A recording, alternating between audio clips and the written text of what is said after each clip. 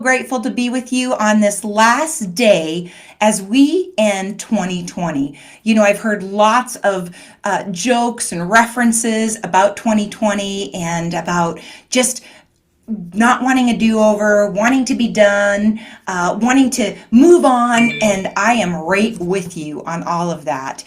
We at the Open Door Mission are so grateful. I just want to take a few minutes to share with you that Bryce, our producer, is behind the scenes making this go live on YouTube and all of our wonderful social media channels. And if you have any questions, you can just pop them up there and Bryce will let us know and we'll try to answer them. Well, first of all, I just want to say thank you so much for all of your wonderful generosity through December. Since I talked to you last, we wrapped up Thanksgiving and we moved into December, and it was a wonderful holiday season. And Bryce is coming in to talk to us, says for me to keep going despite what's going on. I want to share with you, Christmas bells came in and we are so grateful. Boomer Radio partnered with us and people dropped off those wonderful necessities that we are going to use all year long here at the Open Door Mission, and many of them we used for those that experienced homelessness unexpectedly on Christmas Day and just a few days afterwards, so that we could have something for those guests. And then, of course, I want to say thank you to those of you that participated in Adopt a Guest. We had over 700 men, women, and children that Adopt a Guest sponsors shop for, and they did a wonderful job. They took a wish list and found all of those items, and they actually wrapped them and brought them here the Sunday and Monday before Christmas, so that all of our guests here experiencing homelessness on Christmas morning would have something to open. And we just want to say thank you for being tangible love to men, women, and children that were experiencing homelessness. And you can follow and see on our social media pages some wonderful pictures of those experiences. And then, of course, we had Project Santa. And due to COVID, we had to do Project Santa in not one Saturday, but 3 Saturdays. And oh my goodness, it was, oh, here comes our CFO. He loves to be in camera. He's not. He's just passing me a fabulous piece of paper. But an upgraded number I'm going to share with you a little later. But wonderful Project Santa. Yes, it was 3 times the work, but oh my goodness, it was 3 times the blessing. People were so, so grateful. Thank you for all the Project Santa sponsors, those wonderful collections of drives. And we had wonderful KFAB partners that opened up their places of business so that people could literally drop off their toys in the bins at the business location. So thank you so much for your generosity for Project Santa. Through it all, our whole purpose is, yes, to meet people's physical needs, but ultimately have the opportunity to share with them the true meaning of Christmas. And we were so excited to share with you that many people in our Project Santa drive-through line actually requested a Bible, and we were able to provide them with a Bible to use. And so we know that God's word does not turn void, and we have no idea what he's going to do with all of that in 2021. Well, I wanted to say thank you for all the mugs that you've been sending me through our last 6 months of Coffee with Candace. We started Coffee with Candace when the pandemic started, and we wanted to keep communications open with our supporters. This was one of my favorite ones from last year. Believe God is with you in everything you do. Genesis 21:22. And as you can see, that's a beautiful mug that I used last year, but my wonderful mug that I'm going to look forward to using, of course, in 2021 is All You Need Is Love and a Dog. And if you can see that, that is a Dachshund. And many of you know for my 50th birthday, I got a Dachshund. Tilly is her name, and we love her. One of my other gifts that I just absolutely love is Just Love One Another. I'm going to look forward to wearing this ball hat all year in 2021, as it says, just to love one another. And that's what we do here at Open Door Mission, is be Jesus so people can see Jesus, so ultimately they can know Jesus. Another highlight for me in December was this wonderful picture that I received. And this is Terry. And about 20 years ago, I served Terry and her family. She was a domestic violence victim. and she entered homelessness because of it. And I just can't believe this is her family photo of her grown children and their families and her new husband Dwayne, and they love Jesus. And it was just so heartwarming to open this card from a family that we served more than 2 decades ago and learn how they're loving Jesus and so grateful for everything that Open Door Mission did for them in their time of need. And when you support the Open Door Mission, it's families like Terry's that you are actually making a difference and an impact for. And we actually had 4 donors come together in the month of December and make a substantial gift to the Open Door Mission, a matching challenge gift of $115,000. And right now, we've had over 200 gifts that have added up to $61,988. So we still have money left in our matching challenge grant. You can go to opendoormission.org and you'll notice there's a pop-up about the year end, or you can click on the Give Now on the year end and your gift will be matched, and that'll be a double blessing and a double impact for families like Terry's that are entering the doors of the Open Door Mission. Well, I know that you think that it's the holidays and therefore we at the Open Door Mission probably don't have anything to worry about when it comes to the pandemic, but unfortunately, as I shared with media yesterday, it's business as usual. Yes, it was a storm and people were coming in off the streets and we were doing some well checks. In fact, Pat McKernan, our men's director, headed downtown in the thick of the storm in the morning hours, going to locate a man who was stranded and brought him back to the emergency service at the Open Door Mission, and we were able to serve him. We are still following all of the COVID guidelines when it comes to this pandemic with the CDC and health department. So we're cleaning every 3 hours. We are taking temperatures and symptom checks twice a day for all of our guests. We are burning a candle at both ends in our clinic. Miss Terry has been here at all hours with our guests. In fact, we had a scary incident yesterday with one of our guests that took 2 ibuprofens for some symptoms they were having. And because this gentleman is not able to communicate with us English, we're using Google Translate. He's is Sudanese or Burmese, and I can't remember right now, but nevertheless, he was given 2 ibuprofens for some symptoms and did not know that he was allergic to ibuprofen. So his mouth and his throat swelled up. He got hives, and we had to call 911 for emergency services. And so our clinic is popping at all times, whether it be from an emergency service standpoint or one of our students or one of our guests in isolation or possibly in quarantine or in our infirmary. We still have guests. Many people ask me, Candace, do you still have guests at the hotel? And we do. We have guests that are at the hotel that are medically fragile. Many of them are due to circumstances that are extreme. They are safer at the hotel, and we are able to serve them their 3 meals a day. Our nurses pop in on them, our support workers and housing navigators, and we have been successful since March relocating all of our guests that are medically fragile, except one, to a higher level of care in assisted living or independent living or even a nursing home. And so we are so grateful for the partnership with Douglas County Health Department to make that happen for those that are experiencing homelessness that are medically fragile. Well, I am so excited. That's our kind of update. It's business as usual as we enter 2021. With all, of course, the health department and the CDC guidelines. But I'm excited that today for Coffee with Candace, we have 2 guests joining us, Angela Watts and Tim McGee. And so my first guest is going to pop on here and we're going to visit. Hi, Angela. Hi. I don't think I've seen you from this summer when we did Back to School Bash.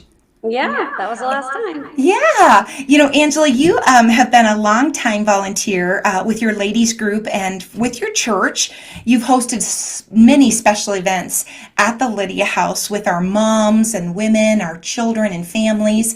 And you guys really got creative this summer with our back to school bash. We gave away items outside the Lydia House in the thick of the pandemic. And it went well. It did. It was great. Yeah, I mean, a little different. We didn't have any face painting or clowns or some of the bouncy houses, but everyone got items and they were grateful.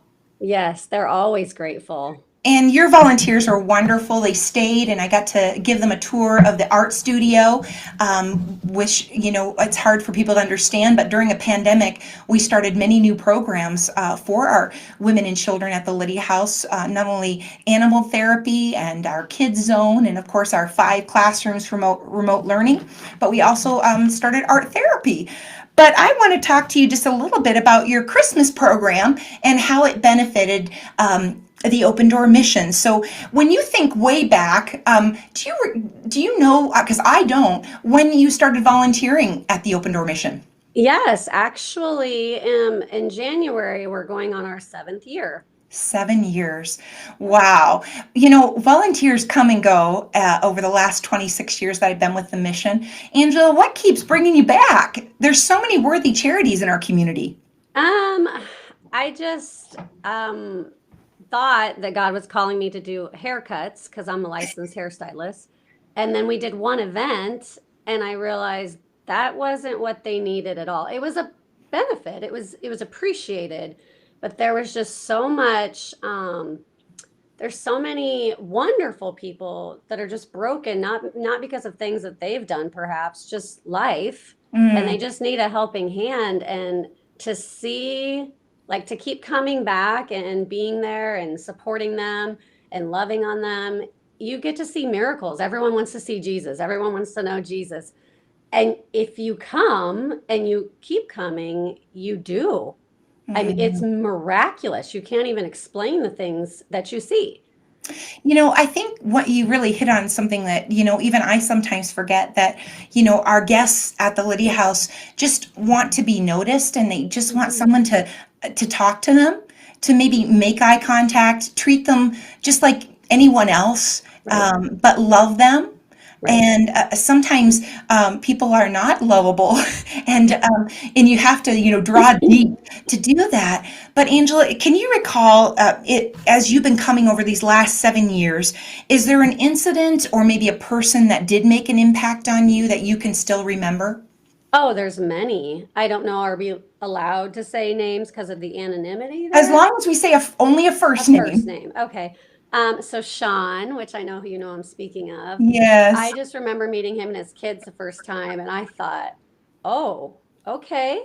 And now I'm just like, I love you. Like, he's just, it's just only God could have done the miracles, and he's giving back, like he's, It's so interesting you say Sean, because when I look back to Sean and his 4 children coming to the Lydia House, first of all, single dad. hmm And, there's nowhere else that a single dad with their children can seek emergency services. And when Sean first came to the Lydia House, he wasn't here for the program. He was just here because he had nowhere else to go with his right. children. And, so many times people in our community don't know that 30% of our families in our community are single dads, where hmm moms are just walking away from families. Right. And in this case, it was due to addiction. And so there was a lot of baggage there with the family, and a lot of trauma. Right. And little by little, we started to see Sean and his children come out of their shell, Right. and they started to shine.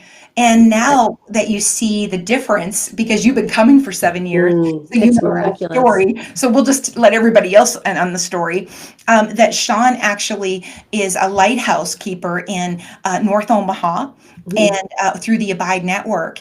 And he and his family minister to the neighborhood, inviting people into their home for meals, and inviting and embracing the family into the local church. But he's also here on our staff at the Open Door Mission, Mhm. and it would be hard. It's hard to believe from day one to today that, because he's not Mhm. the same person, that he would be actually in leadership here at the Open Door Mission. We probably laugh at you.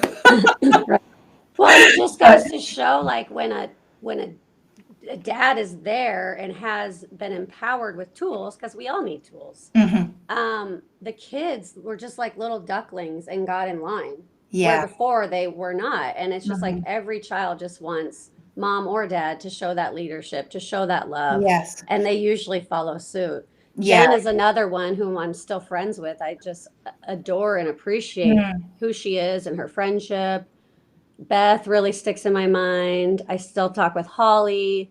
Oh, from way back from the yeah. early days. Yes. So yeah, there's a lot of them that I'm just like, I love them. They're just great. One thing that social media has done is helped us to stay in contact with people that we've served differently than what we've had in the past Right. and in a positive way. It's interesting, when you think about it, Angela, and that so for many people, it's hard for them to understand, but these are our friends. I mean, Yeah. They're we just love we're all the them. same. We're we all the same. yeah, we celebrate with them when they post things on Facebook about God working in their life or something positive happening, and we're still their biggest fans, their biggest Right. cheerleaders. And Right. it's just amazing when we start to see them come back, and like Holly, who volunteers in our kitchen, Hmm. and they give back, and it's amazing Yeah. because their testimony, they get to tell people that are here that, hey, you can do this. God did this for me, and He can do it for you too. Right. What, when you think about, tell us a little bit about your project that you most recently did. So in August, well, we had to learn quickly because we thought at the beginning of the pandemic, oh, this would just be a month or two. We'll be back. We have not been there all year Hmm. because January there was a storm. Yep. So I think we went in February. But anyway, we hadn't got to come back. Yeah. Because we were So closed to volunteers as we sheltered in place. Yep. right. Well, and there was, I think, once or twice where you were open, but some of our volunteers are high risk. Yes. And it was just kind of a risk that was like, oh, is Hmm. it the right thing? So we just felt like we would continue with what we were doing from a distance, which would be like arts, crafts. We didn't get the fellowship that we Yes. normally would, but we knew because we have our kids that we're sitting at home with that are going crazy indoors. So we knew, like, okay, well, what are some things that might benefit them? And then the tour that you gave us really opened our eyes to how hard it really is when you have not only your own kids, but you have the whole house full of kids and you're teaching them. Yes.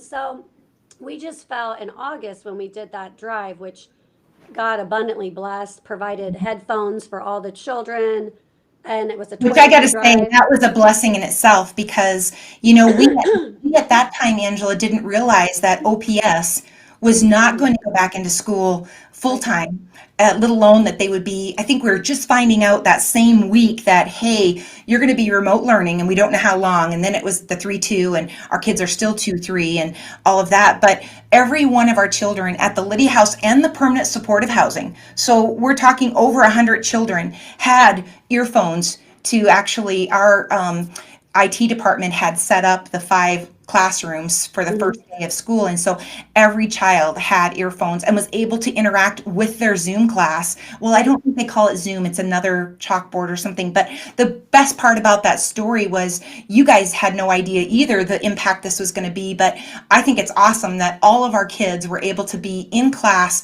on the first day of school, because of what you guys had provided for the children.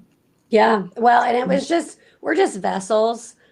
Other people, like, we put the word out there, other people funnel it in. We are merely just like the vessels that bring it. Hmm. But at that time, we normally end our year there in October. And then you guys, because you're so busy with the holidays Yes. normally, there's just Yeah. not room. Mm. So we felt like we were being called to do a Christmas event, which would be providing personalized handmade stockings to all the children, Mhm. which was kind of touchy because it's usually an anonymity type thing. So Yes. name, unless, it's just like that, which is fine. But we felt like our kids, how personalized when you're experiencing homelessness to get like a stocking that is yours with your name on it, not just a Mhm. generic thing like we see you and your name, and then fill it with good toys and good candy and things that our children would get. Yes. And then that was our goal. And then when we were talking with your representatives and people, we learned that the mamas needed some things. And I wasn't even aware, which is crazy because I've come for so many years. When the moms come, they need to get jobs, which makes sense. Mhm. But how are you going to get a job when you don't have your makeup? You don't have like the simple brush I comb my hair with. Like it's just, oh, it's just my brush. These Yeah. are simple things to them that are like, well, that's not I don't have that. So Yes. we put out the word to get makeup kits for 85 mothers, Yes. 85 Yeah. at $10 a piece. And then we had socks. We had a mom who volunteered with her daughter to make personalized gift sacks. And then we had a school that we also had made 25 personalized stockings for. So that was only by God and generous donors, because Yeah. that was a big, big Wow. feat. Well, thank you for making a big difference. And we are so excited as we come out of the pandemic and we move into hopefully the yellow, moderate. We're going to open back up at the Lydia House, have our groups back, have our wonderful Monday and Thursday night opportunities with our baby buddies and our kids zone and our teen scene. And we are hoping, Angela, that you and your team will be back with us real soon. We're hoping that February out of the gate. We know the vaccinations in place, and that not only the frontline workers here, but our guests are going to be in that phase one and front part of phase two, and it's going to look a lot different in 2021 as we serve people with love. And so I want to wish you a happy new year. Yeah, same to you. Thank Mwah, you. mwah. And thank you so much for all that you do for the least of these. And I hope you enjoy your rest of your day. Yes, thank you. Congrats on your recent award, your 25 year, was it? Yeah, I'm going in my 26th year. I started when I was 9. Oh, yeah. You do look pretty young. Yeah. Thanks, Ange. I'll Yeah. see you Happy New soon. Year. Bye bye. Well, that was Angela with Beautiful Savior, and she is quite the advocate for us and able to make a big impact throughout the last 7 years. And you can too. If you visit opendoormission.org and click on our volunteer button, you will see that we actually have a big event on Saturday. It's not even going to be cold out. Isn't that great? It's going to be like 28, 29. So you could just join us 10 a.m. for our diaper drive. And when we're done unloading 1.1 million diapers, you can enjoy Chef Gary's chili, chicken noodle soup, and hot chocolate to go. And so many hands make light work. So it's a friendly family event. So if you want more information on that, you can visit opendoormission.org. There's always room for one more at the table. And so I'm joined by Tim McGee, and he is a realtor with the Catalyst Real Estate Group at Berkshire Hathaway Home Services Ambassadors. And Tim is going to tell us a little bit about his whole month drive that he did for us. But I want to do a big shout out to Vince Leasley. And did I say his last name right, Tim? Lisi. He's been called worse. It's interesting. I got to know Vince when I was the Lydia House director. And everybody was like, Vince, he's this big guy and gruff and like take charge but it's been amazing over the years. He has brought this is actually the first holiday season that I can recall that he and his team have not been here. We've bagged thousands of toy bags together. We've served hundreds of meals in the kitchen. In fact, Jim actually still brings a group that are coming to the kitchen even through this pandemic that represents Berkshire Hathaway Home Services Real Estate. That's a long mouthful, Tim.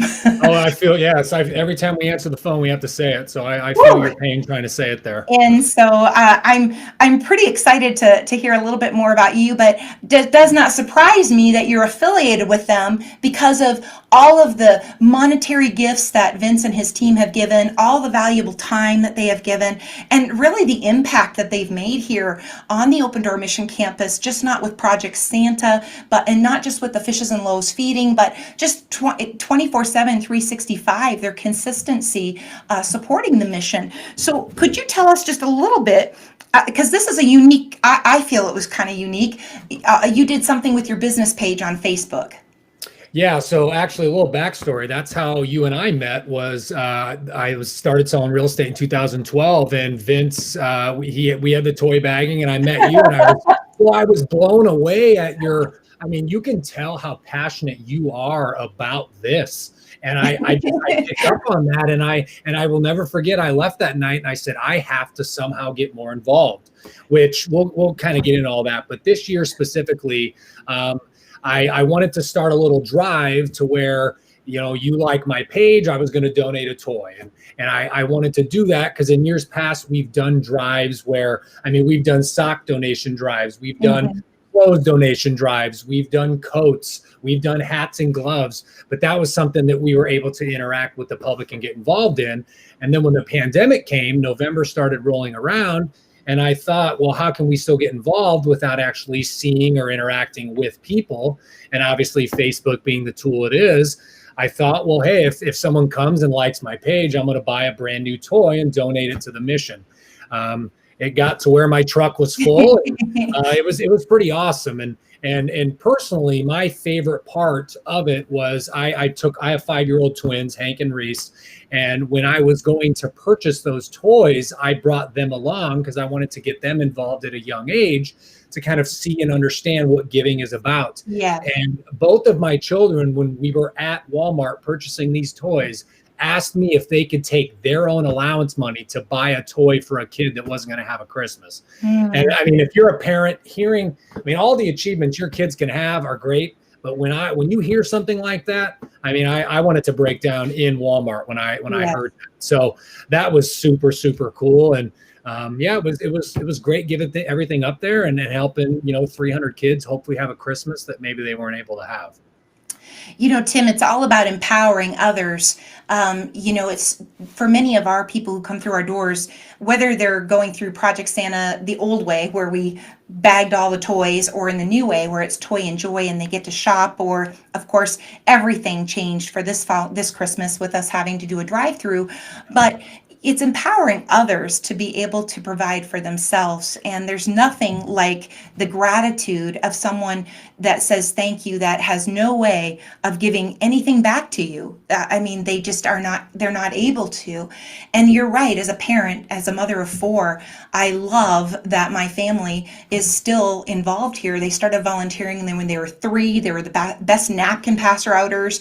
And now they're back, and every Thanksgiving we're here volunteering as a family, serving those that are the least of these. When you think about, you had mentioned that you'd come and you've been in our warehouse, which is kind of embarrassing. It's a really, we don't put any money into our administration area, so it's like a rundown warehouse, but serves its purpose, and we're able to produce a lot out of that. But Tim, I have to ask you a question about, apart from Project Santa, how is the real estate business? I just have to ask you, what has the pandemic done in that for, as far as buying and selling? Certainly. Well, first of all, your warehouse is the opposite of embarrassing. It's extremely impressive, and it actually got me to be involved. How you guys are able to organize and function all that, that's a whole other topic. Well, buying and selling has changed a lot. The market has not slowed down all that much because interest rates have remained incredible, but it's just been different. There's been other precautions. There's things that obviously that you do have to take. But for example, if you want to show a house now, you set up an appointment, you have to wait, like if you go to Chipotle, for example, and there's marks where you have to stay 6 feet apart. Well, you're outside waiting until one home or one family is done looking, and then you take your clients in for the next. Wow. There's sellers that are really particular that want to go through and clean between every showing. There's forms that we have to fill out for every showing. We're going to say, hey, the people I'm showing, Gene and John Smith don't have any symptoms and have no temperature. You sign that, they sign that, you submit that to the listing agent. So the seller of the purchase, of the person that you're looking to go show, they know that, hey, I'm not taking anyone with symptoms through your home. Because you have to think, when you're you're going into someone else's home, everything you're touching, you're contacting, they are going to come home, touch and contact that same stuff. So it's been quite the ride over the last 9 months, but now all these protocols feel and seem normal. So it's going to be interesting as this pandemic progresses and the vaccine comes out, how things just in my small little industry are going to change. You know, that's such a good point, because here at the Open Door Mission, we have the commercial foggers and all of this equipment that we can use to keep our, and thermal temperature readers and all these things. And in businesses, and again, in the real estate business, things have to be shown and people want to see before they buy. And so it has changed that world immensely. And if people want to contact you, Tim, maybe they're thinking about purchasing a home, or maybe putting their home on the market, how would they be able to locate you? Because we always want to say a shout out. We don't have a lot to give it, but we do want to say that we want to encourage the community to support those that support us, because it means that they're making an impact and being a double blessing. But how could people contact you, Tim?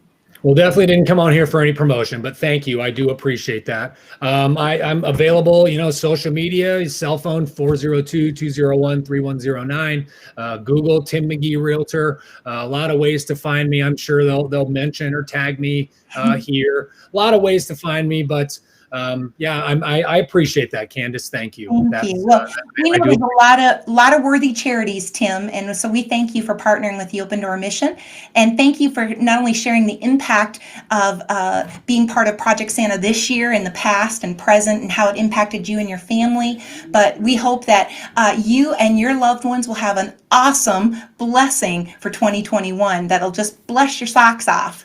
And so thank you so much, Tim. And we look forward to you being back making an impact in 2021. Well, thank you. I appreciate that. And lastly, I didn't know you were a dachshund person. I grew up in a house full of them. My mom, I think, has 4 of them right now. So I know all about that dachshund. This is my first one, but I grew up with dachshunds. Oh, you might be addicted now that you've had your Yes, absolutely. Well, thanks, Tim. And again, Happy New Year to you and your loved ones.